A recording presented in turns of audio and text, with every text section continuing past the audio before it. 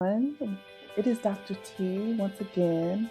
I'm coming to you with what may end up being a relationship series, just because I hear quite a bit about various relationship challenges that people are experiencing.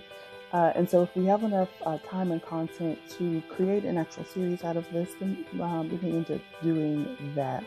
But I wanted to go ahead and post this topic because it comes up quite a bit with couples, and I'm hearing it quite a bit from couples. And let me just start by saying, to be transparent, that my lens here is as a cisgender woman who's participated in heterosexual relationships. A lot of my clients are cisgender women in heterosexual relationships, though I do specialize in non-heterosexual relationships and on various gender identities as well.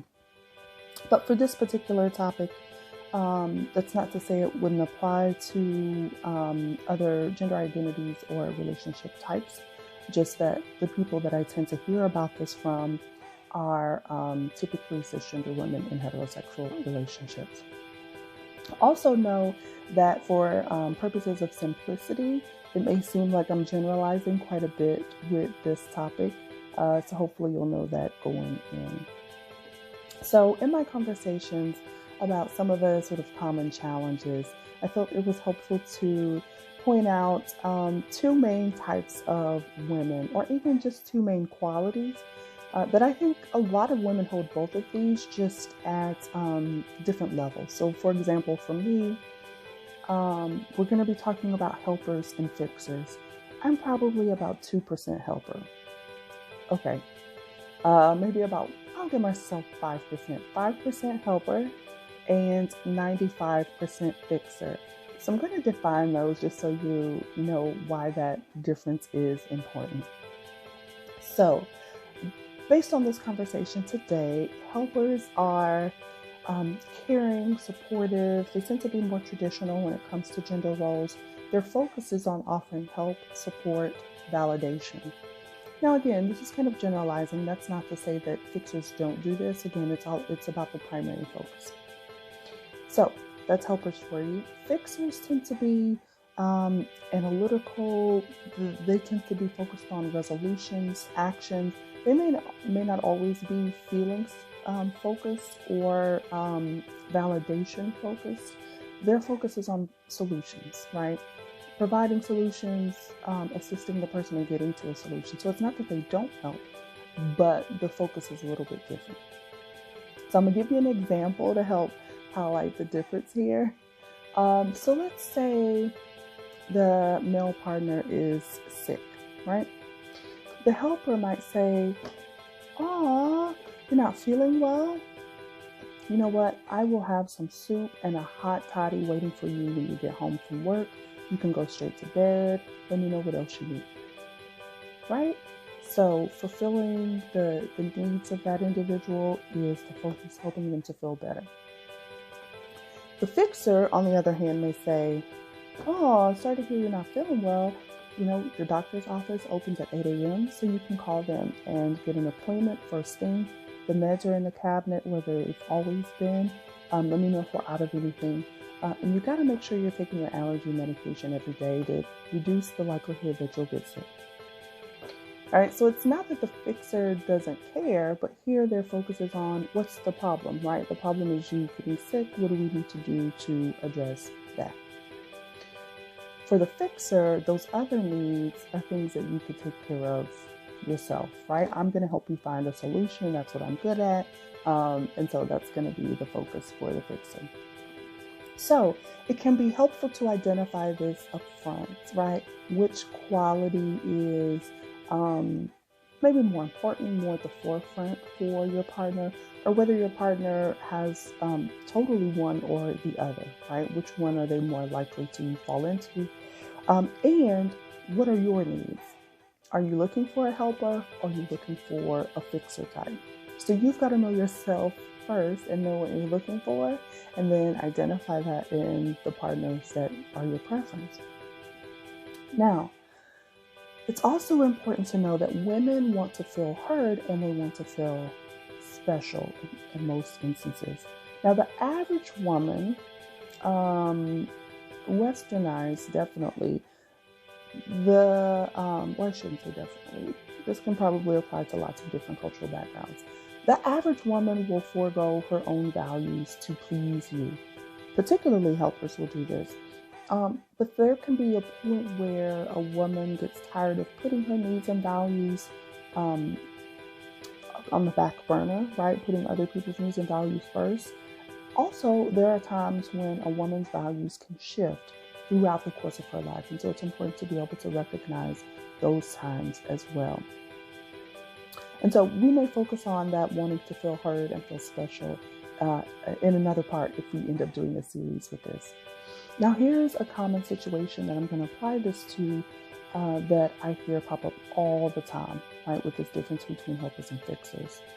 And that's having children, okay? So many women are just constantly doing needs assessments. What are your needs, particularly helpers? What are your needs? What are other people's needs? Fixers are about what needs to be fixed, right? So again, the focus is a little different when they are constantly sort of doing these analyses. So when a woman does her needs assessment after having a baby, who do you think she's going to see as being more in need, right? In need of help, in need of support? A 5-day-old helpless baby or a grown 35-year-old maid? I'll wait.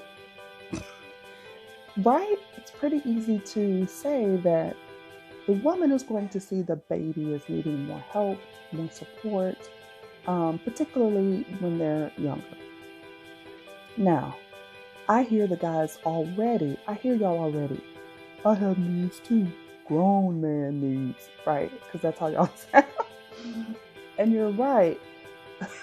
Grown man needs are there, right? But these are needs that are grown man needs, as you call them, and they are needs that you can temporarily meet on your own, if you get my drift. All right. So, in some cases, this disconnect can be more evident with fixers. Sometimes. Helpers are probably going to overextend themselves more easily, trying to continue to service their partner and the new baby. Either way, though, there are still only so many hours in the day, right? Your partner still needs sleep. She still needs rest. So here's the key. You can help your partner and yourself by helping your partner recognize ways to balance out the helping that she may be doing. So you can help your partner by being helpful, helping out with tasks related to taking care of the baby, fixing bottles, changing diapers, rocking the baby, things like that, cleaning up, right? A variety of things. And importantly, you'll be rewarded for your thoughtfulness.